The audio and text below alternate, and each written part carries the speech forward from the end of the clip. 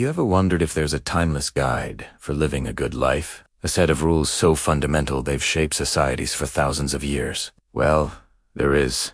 And today we're rediving into one of the most famous moral codes in human history. The Ten Commandments. Now, you might have heard of them. But what are they really about? Think of them less as a restrictive list of don'ts and more as a foundational blueprint for building a just, compassionate, and thriving community. They were given to Moses on Mount Sinai and represent a sacred agreement, a covenant, between God and humanity. Let's break them down. The first 4 commandments focus on our relationship with the divine. They speak of honoring one God, avoiding idols, respecting the sanctity of God's name, and setting aside a day for rest and spiritual reflection, the Sabbath. This is about establishing a vertical connection, grounding ourselves in something greater than our day-to-day lives. Then, the next 6 commandments shift the focus to our relationships with each other, horizontal connections. These are the ones that form the bedrock of civil law and social harmony. Honor your parents, which is about respecting the family unit that raises us. Then come the big ones.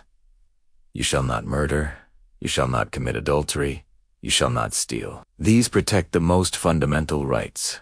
The right to life, the sanctity of relationships, and the right to property. Finally, the last 2 commandments go even deeper. They aren't just about actions.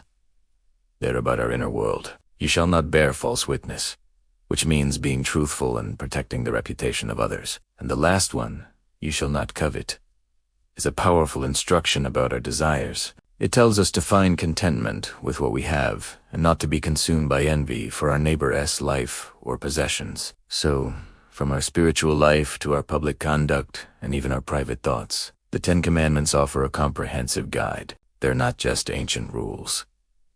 They're timeless principles that challenge us to live with integrity, respect, and love for both God and our neighbors.